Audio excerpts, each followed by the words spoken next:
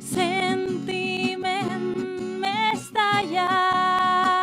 Arranca Sentiment Mestalla, amb Juan Carlos Pastor. Estrenem secció anomenada Històrics, on entrevistarem a exjugadors del València que alguna vegada han vestit la camiseta del nostre equip.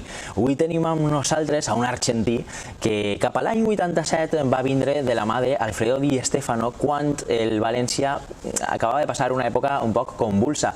Venia de segona divisió. Tenim amb nosaltres a Rubén Darío Ciraolo. Com estàs? Hola, muy bien, la verdad que muy bien, muy a gusto estar aquí. Nosotros estamos encantados de tenerte aquí. Rubén, mi primera pregunta es clara. ¿Qué te hace decidirte venir para acá? Bueno, yo en esa época, en el año 86 finales, estaba jugando en Newell's, habíamos jugado la clasificación para la Copa Libertadores, terminamos y yo tenía la posibilidad de irme, tenía para irme a Boca Juniors, que estaba César Luis Menotti de entrenador, y mi representante me llamó y me dijo que teníamos una entrevista con un equipo de España, de Europa, y entonces me fui, cogimos el coche, llegamos a Buenos Aires, me reúno en un departamento y abren la puerta y era Alfredo Di Stéfano, junto con Sánchez Laje, ahí en el apartamento de Sánchez Laje. ¿Y tú qué haces? Es decir, tú entras allí a la habitación y ves a Alfredo y ¿qué haces? Bueno, es verdad que a veces yo no lo conocía, realmente no, o sea, lo había sentido hablar y nombrar y nada, pues hablas de fútbol, hablas todo el rato, le tienes respeto porque es un entrenador que todo el mundo le parecía que le tenía, lo idolatraba, yo intentaba mantener el respeto, pero de la grandeza quizás me entero cuando vuelvo a Rosario, hablo con mis padres y le digo, mira, tengo Boca, pero también me he estado con Alfredo Di Stéfano. Me dice, ¿sabes con quién has estado? No, claro, con el padre, mejor, ¿no? Sí, claro. Señor, que has estado con Alfredo con el mejor del mundo, claro. ¿Sabes con quién has estado? Entonces, yo estaba en la disyuntiva de irme a Boca. ¿Qué edad tenías? Perdona, ¿qué edad tenías? Pues tendría 23 años, 23, 24 años máximo. Yo llego joven al fútbol, a la primera división, con 20 años. Eso fue en el año 86, cuando juegas en el centro del campo con Tata Martino y con Jock, sí, ¿verdad? Sí, la verdad que estuvimos 2 años. Gran temporada. Sí, estuvimos 2 años considerado el mejor mediocentro de Argentina. Todavía hay un récord de 24 partidos sin perder, que lo tenemos en la historia de Newell's, lo tenemos ahí. Y bueno, lo perdimos lamentablemente en una final con Boca de la Libertadores, habiendo ganado la Bombonera en el 86. Pero bueno, sí que bueno, ahí ya eras conocido, ya tenía mi nombre, considerado el mejor mediocentro de Argentina, el mejor número 10, o sea, que ya veníamos con un currículum, una trayectoria con más de 150 partidos en primera división. Es verdad que antes se jugaba menos que ahora, porque antes eran las 38 fechas y ya está, nada más, no había ni Copa, no había nada. Podía jugar algo de Libertadores, pero eran 1, 2, 3 partidos, pero no se jugaba como aquí, que tienes Copa, tienes Champions, tienes UEFA, o sea, las ligas allí duraban 38 partidos y es más, yo en el último año juego los 38 partidos. ¿Qué te dice Alfredo? ¿Cómo te convence Alfredo para venir? Nada, que juega al fútbol, que él me había visto en la época que estuvo en Boca y que me había visto y que juega al fútbol, que me dedique a jugar al fútbol y que haga lo que sé, que es jugar al fútbol y que crea que es un potrero, no que me divierta jugando al fútbol. Eso me dice y la verdad que con él guardaba una gratísima relación, porque él me consiguió la nacionalidad después de 2 años en Valencia sin sacármela. Él en 15 días es capaz de conseguirla, gajes de Alfredo Di Stéfano. Me quería llevar él al Real Madrid, o sea, yo cuando llego aquí se hace un poco el protector, ¿no? Sabía que yo lo estaba pasando entre comillas mal y cuando había un asado, reunión o comidas, pues él, Ciraolo, véngase conmigo.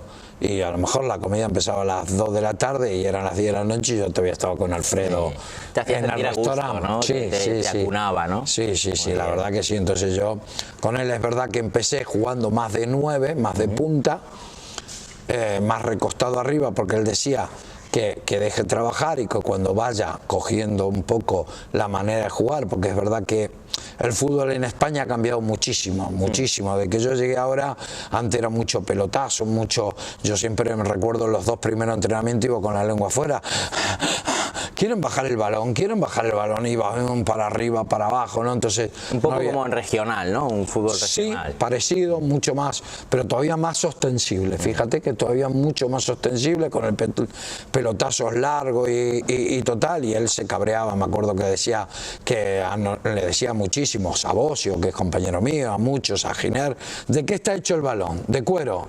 ¿De qué? De la vaca. ¿La vaca qué quiere? Pasto. Pues meterla en el pasto y jugar. O sea, eso es lo que decía él, ¿no? O sea, bueno, cosas así que decía, joder. O sea, ¿cómo entonces, era Alfredo en el trato? Tenía una personalidad enorme. Sí. Tenía con una mirada discúlpame que lo diga, pero con unos cojones bárbaros. Sí, o sea, él era capaz de decirle al periodista, pero usted para qué me pregunta si no sabe nada de fútbol, ¿cómo le voy a contestar yo, eso estando yo en una rueda de prensa, ¿no? Entonces, imagínate con eso. Hoy creo que a ningún entrenador se le ocurriría decirle eso a un periodista, ¿no? O sea, él saca lo famoso, me lo cuentan, de los bomberos toreros del Valencia. Él saca esa anécdota de los bomberos toreros, que a la semana Luis Furio, que me lo cuenta también, periodista de las provincias, pues saca a todos los jugadores vestidos de...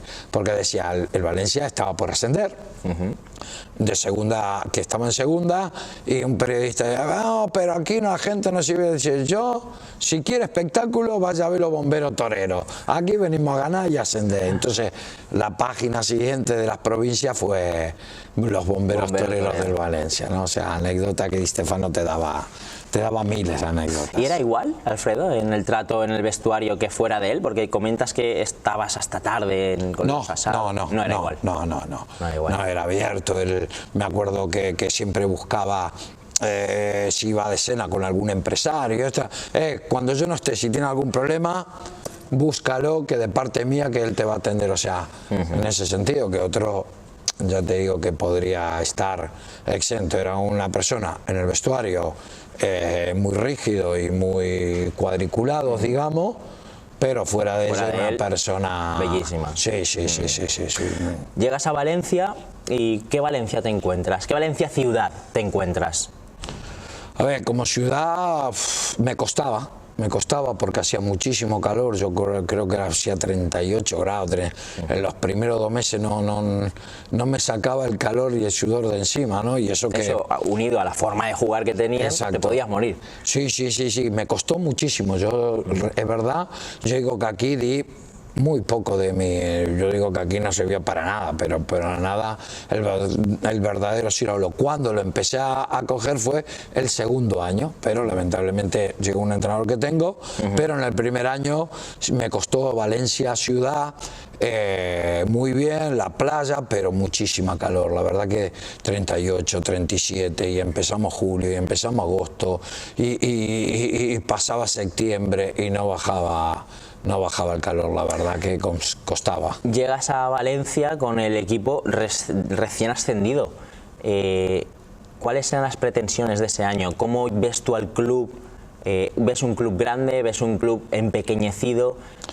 No, a ver, todos tenían la esperanza decían siempre, ¿no?, de un Valencia bronco y copero, ¿no? O sea, ellos sabían que le iba a costar, que tenían ahí, la verdad que tenían un presidente que era Tuzón, que amarraba muy bien lo que era el dinero, las deudas que acarreaba el equipo. Pero yo tenía muchísima confianza. Lo que pasa que es verdad también, y hay que decirlo, que una gente muy joven, ¿no? O sea, Fenoy, Arroyo, Rever, Nando. Veníamos de segunda división y el proyecto de cantera. Exacto, que estaba muy bien, pero a veces tú lo tienes que mechar con varios futbolistas, digamos, veteranos. ¿Qué pasaba? El único veterano era Sempere y se rompió, Ricardo atrás, y la mitad de la cancha quedaba Subi y Bocio y yo. El resto era, y yo llegaba nuevo y no conocía el fútbol, digámoslo, que no podía aportar lo que era el regate quizás o el desparpajo, pero me costaba entenderlo. Entonces, pues nos costó bastante, ¿no? Aunque empezamos muy bien la temporada, recuerdo que le ganamos al Logroñés, le ganamos en el Camp Nou 0-1 al Barça. Al Barcelona, sí, es verdad. Gol de Arroyo, íbamos líder, creo que junto con la Real Sociedad, aquella famosa de López Recarte, la Rañaga y todo eso. pero no costaba. Vamos a San Mamés, vamos al campo de La Real y nos meten 3, con un campo encharcado, con un campo con agua así, o sea... Como le gusta La Real, ¿no? Sí, como le gustaba en La Tocha, no me salía el nombre. La vieja Tocha era, vamos, yo jugué ahí, el alambrado pegado con la gente, o sea, la verdad que perdimos 3-0, íbamos líderes y bueno, nos juntábamos los 2 primeros, digamos, porque le habíamos ganado 0-1 en el Camp Nou al Barça, un estadio impresionante, un estadio que es, vamos, imponente, ¿no? Sí, cuando llegabas mirabas para arriba y no veías arriba, no se terminaba nunca, te lo prometo. O sea, yo había estado en el Maracaná, pero bueno, me impresionó más el Camp Nou en esa época porque era todavía más largo, más abierto. 120.000 personas paradas de pie entraban, antes te permitían de pie, 120.000 personas entraban en el Camp Nou lleno a reventar. La gente del Valencia, que mis padres tuvimos que conseguir entradas de milagro, que estaban mis padres, y ganamos 0-1, estaba Terry Benevol de entrenador, que lo tiraron, Schuster, Lineker, Carrasco, Migueli, Alessandro, había una plantilla bastante... Víctor, o sea que el Barça era un equipo imponente y le ganamos 0-1 y la verdad que jugando bastante bien ahí, defendiendo, como era garra y corazón, como decía Alfredo, pero tuvimos la suerte de ganar y luego vamos a la Real Sociedad, perdemos el liderato y a partir de ahí nos faltaba gol, empezaron a buscar y bueno, llegó Mayer luego allá por enero, me dan la baja federativa y a los 2 días Bossio lo operan de pubis y no puede jugar y bueno, tuvimos ahí un percance bastante gordo porque Federación no me dejaba jugar cuando había dicho que sí, pero bueno, es cosas del fútbol, ¿no? Entonces, pero bueno, esa primera temporada termino entrenando con el equipo, lo coge Roberto Gil porque a mitad de temporada destituyen a Alfredo, sí. Lo tiran a Alfredo. La destitución de Alfredo, no recuerdo ahora bien, ¿fue antes o después de llegar Mayer? Fue después. Él debuta Mayer con Alfredo contra el Atlético de Bilbao, marca el gol 1-0, es Dios. Y la verdad que muy bien. Llegar, os faltaba gol, marca el gol. Sí, muy bien. Claro. El equipo le faltaba gol, se le notaba que faltaba gol, pero sí que trabajaba defensivamente muy bien y lo tiran, lamentablemente los resultados no van, lo tiran y él tiene una frase, la verdad que es 2 frases espectaculares cuando lo tiran. Hacia ti. Hacia mí y hacia el director deportivo de esa época que era Roberto Gil. En una le preguntan por qué Siraolo estaba ahí, y Siraolo, él contesta que Siraolo dormido es mejor que todos los que tienes juntos, que todos los que tienes juntos ahí. Es una frase de Di Stéfano hacia ti. Sí, diciéndole al periodista, le pregunta, claro, bueno, ¿y Siraolo por qué no despunta? Siraolo fue como un poco Modric cuando llega al Madrid, que no jugaba mucho, y Mourinho dijo... Era tu valedor. Sí, y Mourinho dijo, dejar al rubiasito pequeñajo tranquilo, que ya triunfará, ¿no? Eso de Modric. Pues en mi caso quizás podríamos decir lo mismo, ¿no? Y él dice que dormido Siraolo es mejor todo lo que tiene. Y a continuación, en esa misma entrevista, a él lo tira a Roberto Gil. Y entonces él comenta o dice que hay 2 formas de triunfar en la vida, como el vuelo de un águila o arrastrándose como las víboras. Y dice, Roberto Gil se está arrastrando como las víboras. Claro, imagínate, yo me quedo en Valencia, aquí, pues la verdad que... Una situación difícil, ¿no? Sí, difícil, porque sabes que el director deportivo te mira con recelo, digamos, sin tú tener nada que ver. Nada que ver, ¿sabes? Entonces, pues es complicado. Pero bueno, al año siguiente yo estaba contento porque iba a venir Luis Aragonés. Alfredo me dijo, tranquilo, que viene Luis Aragonés, y no se hizo, no sé por qué. Preferían a alguien más joven, alguien con más disciplina, con mano dura. Llegó Espárrago, ¿verdad? Y llega Víctor Espárrago. Uruguayo, argentino, uruguayo. No me lleva muy bien, juego el primer partido en Zaragoza, lo hago bien, la gente me pone los periódicos de aquí. Que fuiste en esa querido, época, ¿verdad? En esa época fuiste querido. Sí. Quizás no tanto a nivel periodístico, que hoy sí que lo soy, pero a nivel de gente, un 10. La gente te quería. Sí. Yo tengo una anécdota con Espárrago, después ahora te la contaré, y llega y juego el primer partido y bien, muy bien. Segundo partido voy de suplente, tercero de suplente, cuarto de suplente, y ya no empiezas, no acabas de encajar. iba citado pero no jugaba y decía pero ¿por qué? Y Tuzón le decía que me pusiera y todo, pero él, nada, y llegó un momento que yo ya a mitad de temporada jugaba muy poco. Tengo la suerte de que el 1 de enero de ese año, creo que fue del 87, se juega Liga, concentramos en el Sidi Saler, y antes de salir, haciendo la charla, Miguel no se encuentra bien y me tiene que poner a mí. Juego yo, y la verdad que juego un buen partido, sin brillante, pero la gente muy bien, empatábamos 0-0, terminamos ganando, muy bien, y voy a tirar un córner sobre enfrente de tribuna y veo el cambio en la tablilla y entra Fernando Gómez Colomer por mí y la gente empieza a silbar, pero no veas cómo empieza a silbar la gente. Empieza a silbar, entiendo, el cambio, ¿no? Bien. Cuando tablilla, entonces yo empiezo a llegar a la mitad de la cancha, siempre recordaré porque esto con Camarasa y con varios lo recordamos, llego a la mitad de la cancha, me paro y empiezo y levanto los brazos, levanto los brazos y me doy vuelta. Como si fuera un torero, levanto los brazos. Y la gente... En señal de agradecimiento. Sí, levanto los brazos y todo, claro, aplaudiendo. Estos son anécdotas, yo no lo vi, pero decían que desde Kempe no había una ovación así. Muy bien. Me comentan los chicos, los muchachos. Llego ahí, entra Fernando por mí. Terminamos ganando, llego al vestuario, me estoy cambiando, todo el mundo felicitándome. Antes estaba el masaje y luego estaba el vestuario, yo en el masaje, todos felicitándome, y llega Espárrago, me coge por la espalda y me dice: Sirolo, ¿qué? Hoy fue su despedida, ¿no? No, mister, hoy ya se despidió, conmigo ya poco tiene que jugar. No vuelve a jugar. Vamos, me recuerdo a Elche, justo era un domingo, un sábado, un domingo, jugamos el miércoles, me lleva, me pone un minuto, me dice: coja el balón, llévelo al bandín del córner y perda tiempo. Hago eso y ya no me pone más. Ahí se acabó la historia. Y entonces, sí, juego nada. ¿Y qué hago? Sigo entrenando y entonces voy a decirle al míster, me acuerdo en el Sidi Saler que entrenábamos, con la gente entrenando, y de testigo está Rever, que iban caminando, que eran los más... Vea, y entonces me dice que yo soy argentino, que el uruguayo, que soy muy buen jugador, pero que él no traga a los argentinos.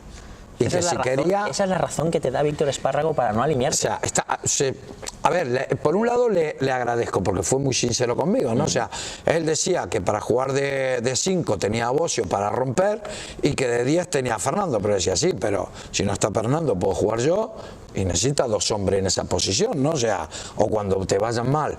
Y él decía que no, y que me buscaba un equipo que era muy bueno, y que si quería me buscaba un equipo, pero que yo con él no iba a jugar más. ¿Qué hago? Pues me voy a la directiva, le pido la baja, no me la quieren dar, tengo unas pequeñas palabras, un fuerte forcejeo, y al final termino regalando los 3 años de contrato que tenía gratis para conseguir la baja.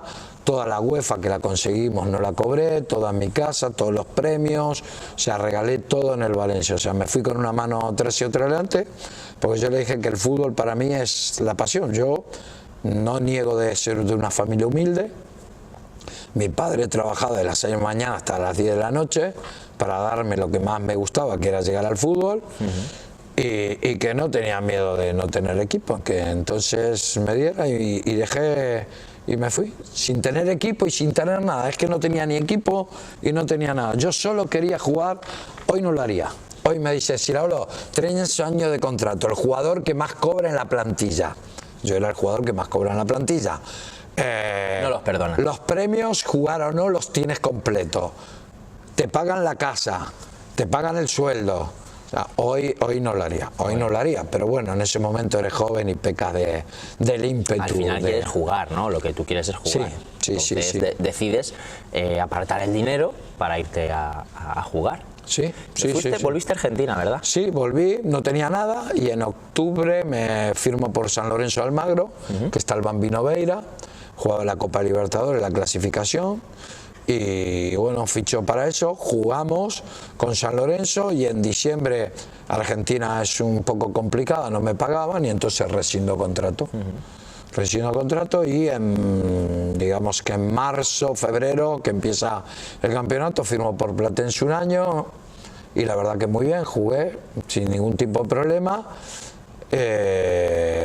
Estuve al siguiente año, volví a Platense a jugar y con 29 años vuelvo a Tenerife porque estaba Jorge Solari, Sí. el tío del entrenador del Madrid, que soy en Madrid. Su padre era mi preparador físico, Eduardo Solari era el padre. Y nada, y me vengo aquí. Entreno en Tenerife, estoy muy bien, la verdad que es sensacional. Tuve un mes y medio para firmar, me voy de pretemporada, pero no tenía la nacionalidad, eso que te contaba, que no tenía nacionalidad.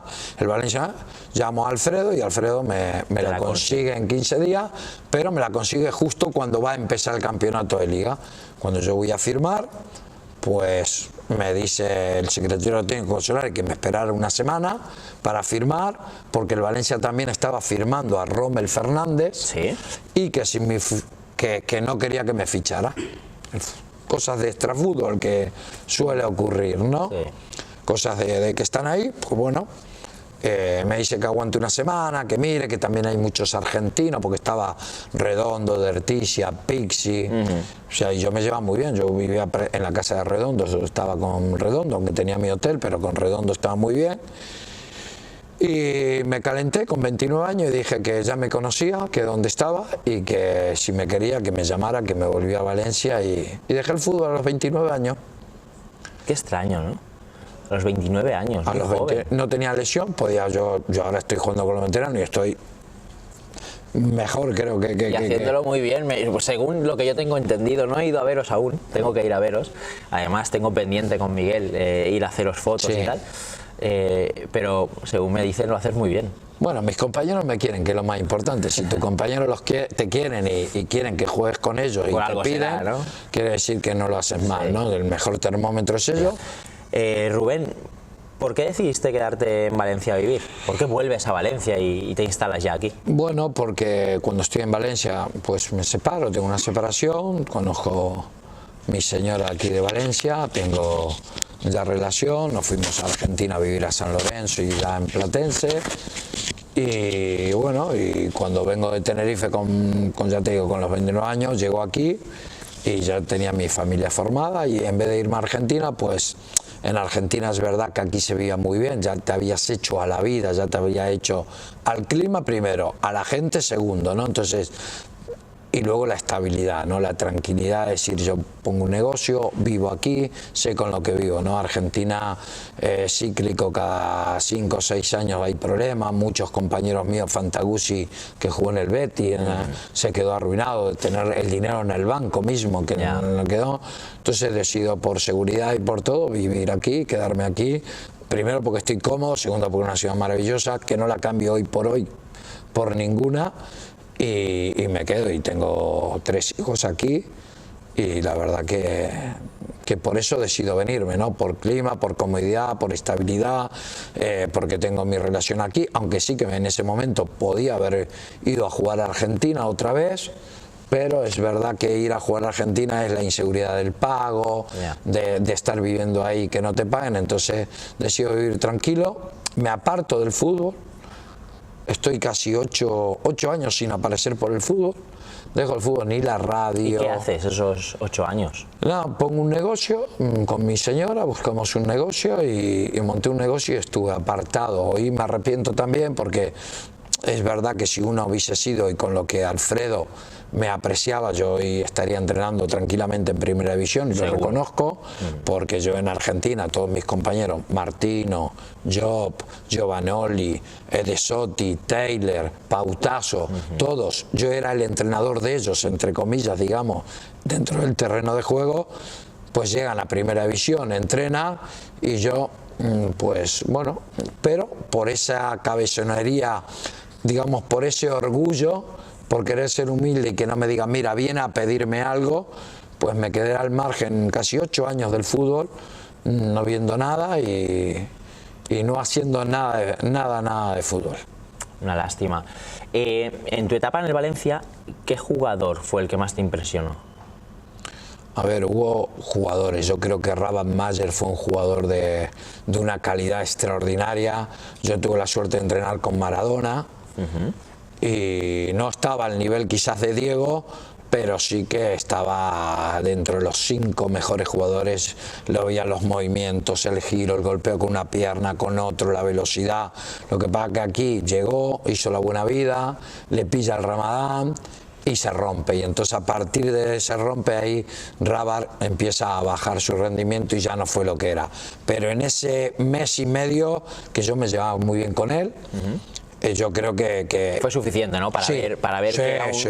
un superclase. Sí, sí, una calidad enorme. Es verdad que, como dice el dicho, la noche me marea, pues yo creo que lo mareó. Lo mareó bastante. Lo mareó bastante. Y más aquí en Valencia. Sí, y encima no teniendo esa fuerza, esa comida, porque pilla el Ramadán, débil, y termina rompiendo contra el Atlético de Madrid, creo que fue en el Atlético de Madrid, en cancha del Atlético de Madrid. ¿Qué jugador, Rubén, escogerías de tu época para que jugase ahora mismo en el Valencia? ¿Qué jugador de tu época dices, este le vendría muy bien ahora al Valencia? Bueno, es complicado, ¿no? Porque había grandísimos jugadores. Estaba Fernando, que tenía una capacidad, una inteligencia. Quizás hoy el fútbol, que es más rápido, quizás le costaría por la anticipación, pero mentalmente era muy rápido. Ricardo Arias era un líbero excepcional, un central, un líbero excepcional. Yo creo que muchos, ¿no? Muchos jugadores. Quique Sánchez Flores. Quique, muy bien. Eloy. Con Fernando, tendría 20 años, Fernando. Sí, muy jovencito, sí. Ya te digo, el partido es de la Real Sociedad, él es suplente mío, me cambian, o sea que era muy joven Fernando, ¿no? O sea, ya te digo, gente muy joven. Éramos Quique, Nando, Boro, Giner, Camarasa, Bocio, Subirat, Fenoy, Arroyo, Alcañiz. Luego la segunda etapa llegó Ocho Torena,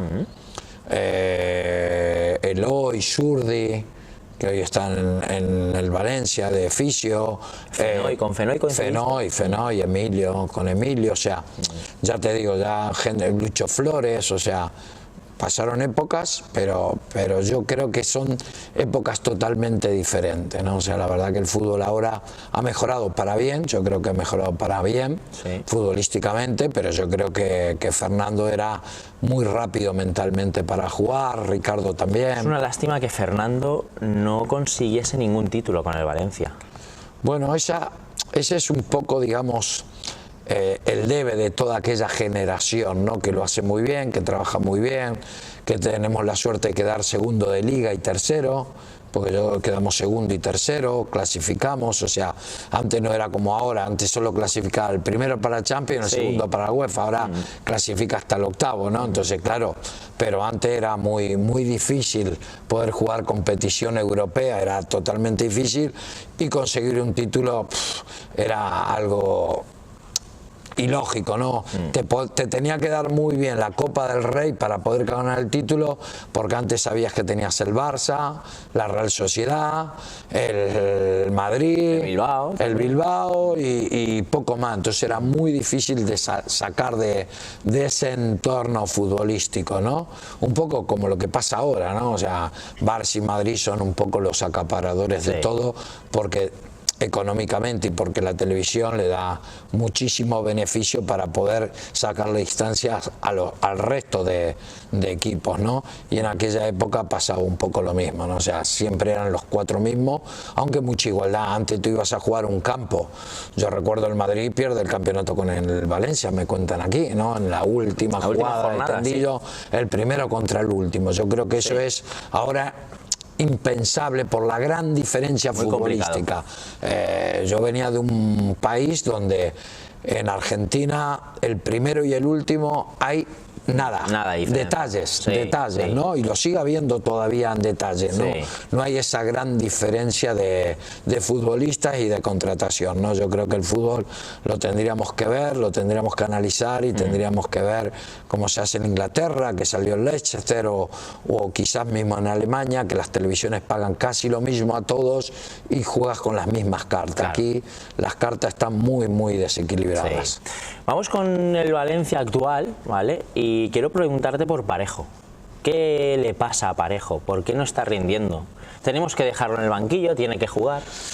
Bueno, yo esa pregunta se le hice a Marcelino hace 15 días, lo entrevisté y él decía que Parejo en buena forma es de los 5 o 6 mejores jugadores futbolísticos pensando y viendo la jugada rápido. Pero también me reconocía él que también Coquelin y Condovia pueden jugar en esa mitad de la cancha.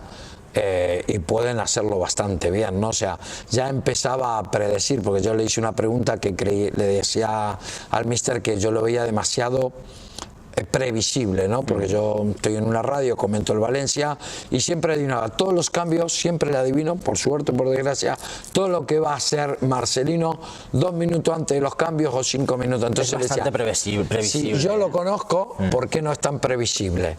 ¿No? Pero es que el otro día me sorprendió aquí en casa, cuando quita a Piccini y mete a Bas, lo acerté yo y nadie pensaba en ese cambio. O cuando vamos a Suiza el otro día también y hace la revolución que hace, ¿no? También la acerté. O sea, cosas que yo le veo, o sea, algo que yo haría, quizás porque entendemos la misma línea de fútbol, ¿no? Y luego en Suiza lo vi también y lo saludé y se lo dije. Y me dice, pero si vemos más o menos el fútbol parecido, ¿no? Pero volviendo a Parejo, yo creo que Parejo, si no está bien, yo creo que lo mejor es sentarlo. Sentarlo. Sí, igual que Rodrigo. Rodrigo viene, yo fíjate que creo que hay una teoría que todos los que han ido al Mundial no están bien. Todos los que han ido al Mundial, ni Modri está bien, ni Casemiro está bien, o sea, ni Kroos está bien, ninguno de los que ha ido al Mundial, no sé por qué no están en su mejor rendimiento. Y Rodrigo es uno de esos. Pero Rubén... Y Parejo, que no ha ido, no ha encontrado todavía esa forma futbolística, también porque el equipo no se lo brinda. También puede ser, sí. Problema de conjunto, no solo exacto, del jugador. sí. En cambio, el Sevilla, por ejemplo, ha tenido una pretemporada larguísima que vamos a poderla comparar con un mundial, ¿no? Han jugado muchos partidos para poderse clasificar y están ahora en un momento... Sí, pero quizás... Genial. Tú dices, ha jugado, pero ha jugado muchísimas previas donde ha ganado 5-0, donde le ha permitido poder eso a lo mejor trabajar los 3 centrales que lo tienes que hacer en pretemporada. Tú en pretemporada juegas 8 o 10 partidos, más o menos. Entonces el Sevilla acortó eso y le dio la ventaja de jugar contra equipos inferiores y ganarle 6-0, 5-0, hacer como un entrenamiento. Entonces yo creo que la carga física y no poner a los mejores jugadores, pues fue que la carga física quizás y mental, sobre todo también mental, porque también hay un agotamiento mental, es muy importante. Tenemos que tener los valencianistas más crédito con Marcelino. ¿Tenemos que esperarle a Marcelino? Sí, yo creo que sí. Yo creo que después de los 3 años nefastos que hemos pasado, 4, que yo he viajado a Almería cuando clasificamos para la UEFA, digamos, entre comillas, con aquel gol de Alcácer, o sea, teníamos a Nuno. Se cargaron al director deportivo, uno luego no se quería ser responsable, hicimos una pretemporada malísima, vino Neville, o sea, pasaron tantos entrenadores y tan mal que ahora que tenemos un equilibrio, una sobriedad, una tranquilidad, ¿no?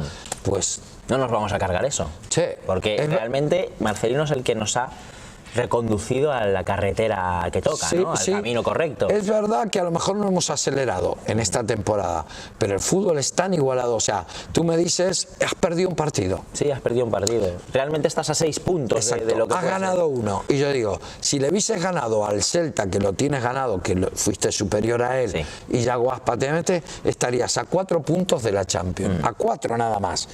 Ese es un ejemplo. Luego, contra el Atlético de Madrid yo lo analizaba, fuiste inferior, y esto fuera de micrófono con Marcelino discutíamos y hablábamos, me decía, mira, fuimos mejores, merecimos ganar y si tenemos suerte la tiene Vaz 2 veces para poder ganar contra el Atlético de Madrid. Gameiro también la tiene, sí.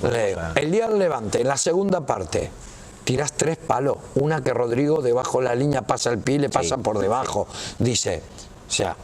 El único partido que perdimos bien, y ojo, dice, ha sido el día del Español. Y en Betis, con el Betis empata, y es verdad que puedes empatar porque te puede salir un partido malo, aunque el Betis no ha sido superior a ti. Rubén, cambiando completamente de tercio, nosotros desde nuestro programa apoyamos mucho al fútbol femenino. Entonces, últimamente están habiendo como una serie de polémicas, ¿vale? Porque... entendemos que el equipo técnico no deja que las chicas se mezclen con los chicos, tanto en el gimnasio como a la hora de comer, etcétera, etcétera. ¿qué opinión te merece? Pues a ver, a mí me parece que el fútbol femenino está bien trabajado y la verdad que va en buen cauce, y esperemos que ahora cuando llegue Salva Gomar a la presidencia pues pueda seguir mejorándolo como se comprometió. Pero yo creo que de eso, fíjate, de hecho hago ahora en diciembre con mis equipos, tanto femeninos como masculinos, los llevo a una convivencia y conviven las chicas todos juntos. O sea, no sé por qué está esa manía ahora de separarlo, de que no estén. Yo no digo que no estén en un vestuario, no, en un vestuario no, pero que puedan jugar. O sea, Federación te deja solo a equipos, las niñas hasta infantiles. Y muchas veces hay pueblos que no hay para poder hacer un equipo femenino, porque esa niña no puede jugar al fútbol. Eso se lo he planteado yo también. ¿Por qué no puede jugar? Y jugar en el cadete del pueblo de ella, que se siente cómoda, y cambiarse en un vestuario. Claro. Porque es muy difícil conseguir cuando tú no tienes arraigo. A mí, yo he hecho fútbol femenino ahora que estoy en el Sporting Chirivella, tengo 2 equipos, el amateur se me escapó de Chiripa, y dices, pero antes de hacerlo yo tenía 4 niñas que querían jugar. ¿Cómo voy a montar yo 4 niñas si no tengo la infraestructura, no tengo nada? O sea, ¿por qué no me la dejas jugar en cadete? ¿Por qué le estoy...? Eso es más discriminación para mí, que otra cosa. ¿Por qué? Déjala jugar. Sí. Déjala jugar. Luego, a lo mejor la calidad no le da y la tendrás que retirar. Pero ya que hablamos de tanto los derechos y los derechos de la mujer, yo fíjate que soy nulo, y tengo femenino y tengo 2 equipos, pero si también entiendo que hay una chica que quiere jugar de 13 años, que ya es cadete, pues que la dejen jugar con los chicos. Y en cuanto a la pregunta que te había hecho, te has ido a categorías inferiores, yo me refería a la absoluta. Marcelino tiene sus normas y no está muy de acuerdo en que coincidan con las chicas. ¿Qué opinión te merece eso? A ver, quizás porque se distraen, digo yo, no lo sé, no lo conozco. O sea, yo te puedo decir a lo mejor los motivos que puede haber, los reales no lo sé. O sea, yo si fuera míster y los jugadores cuando llegan se crucen y empiezan el tonteo, o sea, aquí somos muchos, eso no te gusta, ¿no? Pero yo creo que ya son profesionales, ya en esta, tanto el Valencia Fémina como el Valencia, yo creo que para mí, creo que no tendría que haber ningún tipo de problema. No te digo que estén un vestuario al lado del otro, pero la ciudad deportiva es muy grande para tenerlo un vestuario en un lado y a 50 metros, que es largo, sí, el otro vestuario del Valencia, que lo ocupa solo. Incluso poder comer juntos, ¿no? Digo yo, se puede comer juntos. Sí, porque creas un afecto, creas un acercamiento que quieres y creas, ¿no? O sea, no lo sé el motivo, o sea, a lo mejor porque si luego te tienes que quedar a comer, tienes que ir a dormir y tienes que entrenar, pues a lo mejor no quiere distracción, pero al momento que tú terminas entrenamiento y empiezas a comer, pues creo que es mejor que conocer todas las categorías, como comer con los chicos. A nosotros, pero ojo, a nosotros también los veteranos no podemos comer ahora, antes comíamos y ahora tampoco nos dejan. ¿Cuál es el motivo? ¿Qué os dicen? Porque algo os tienen que decir, no quiero que comas aquí, ¿por qué? Bueno, no lo sé, realmente no lo sé. O sea, sí que íbamos, estábamos muy a gusto, veías comiendo a uno y a otro, y entonces los veteranos, que siempre hemos defendido cuando lo han hecho bien a los jugadores y cuando lo han hecho mal, pues creas una relación, una cordialidad, un entente que eras capaz de defender o entenderlo, o de charlar con ellos en la mesa y decir, Parejo, ¿qué te ves? No, es que esto... podías... Y ahora ya nos dejan. Ahora ya. Es un mundo aparte, un mundo cerrado y un mundo que no está... Eso en tu época no pasaba. No, para nada. Para mi época no pasaba para nada. Vamos, y en el Levante hasta hace 3 o 4 años tampoco pasaba. No sé si ahora lo han empezado a quitar, pero tampoco pasaba, porque tuve la suerte de poder ir al Levante, de estar con amigos, poder ir a entrenar algunas veces, y no pasaba en ningún momento, ¿no? Ahora se ha vuelto demasiado elitista, digamos, hay demasiado... Protección, ¿no? Sí, hay protección, demasiados intereses, que todo... No quieren que te maree nada y que te quite nada. Pero si tú has terminado de comer, has terminado de entrenar y vas a comer, ¿qué problema hay que te distiendas, que hables, que te rías o que dialogues Creo que con las personas. incluso al lado. puede venir bien, ¿no?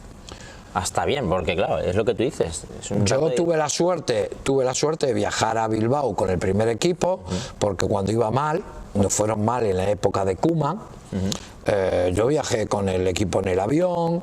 O sea, los veteranos, hubo un momento donde Giner, como presidente, dijo: los veteranos apoyan, y quien quería viajar, y fuimos 3 o 4 veteranos, Pablo Rodríguez, nos fuimos con ellos, fuimos al hotel, comimos con ellos, o sea...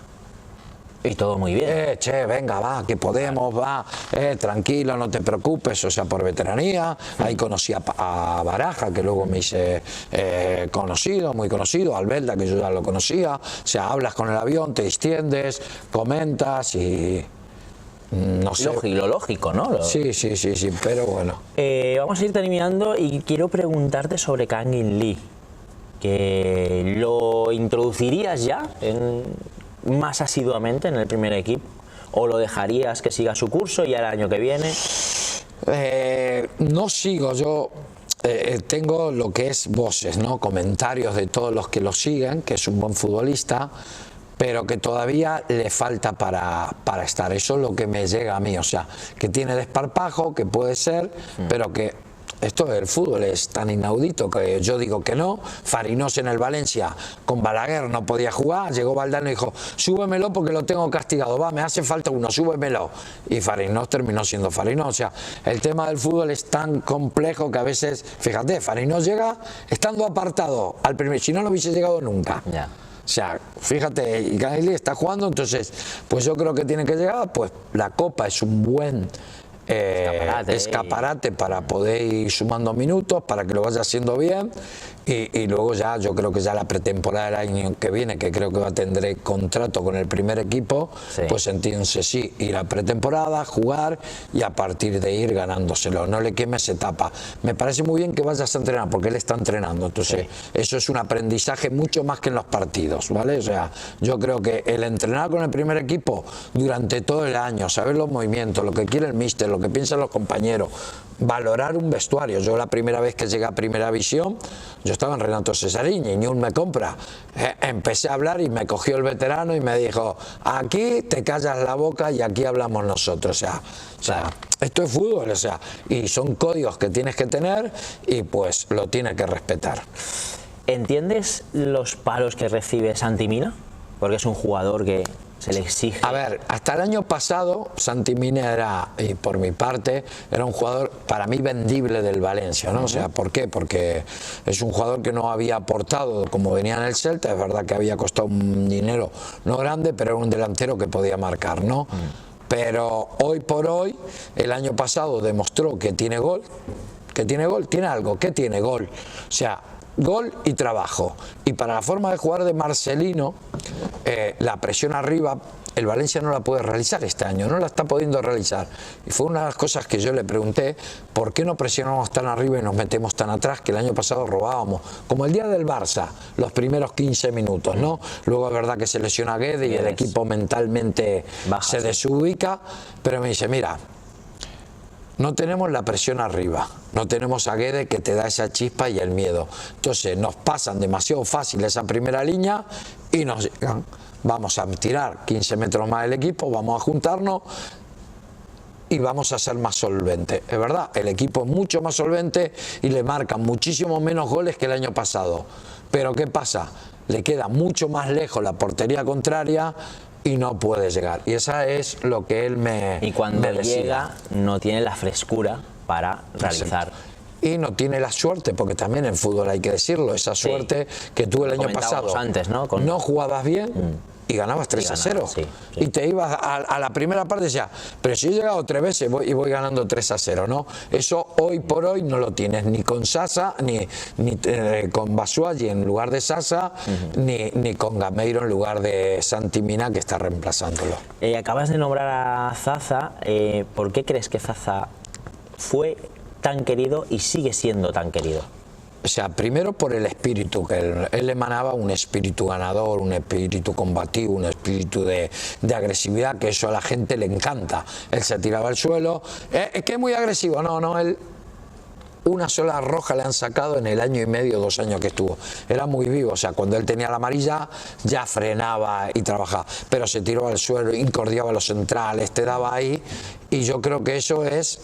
Y no marcaba muchos goles, el primer año no marcaba, el segundo, el año pasado sí que tuvo mucha suerte de marcar, no sé si fueron 15 o 17 goles, y también estuvo un tiempo sin marcar, pero era muy querido. ¿Por qué? Por el trabajo, por la disciplina, por la intensidad y porque era el primer defensor que los entregaba los medios muertos a los delanteros.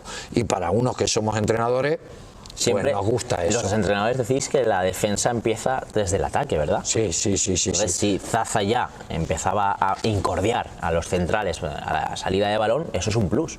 Sí, que no tiene ahora el Valencia. No tiene, por eso quizás es la presión alta que no puede hacer y le supera muy fácil, demasiado fácil, le están superando. Puede ser uno de los motivos, ¿no? Yo no entreno, lo veo de afuera y tú me dices, ¿es un motivo? ¿El verdadero? No lo sé, yo te doy mi motivo.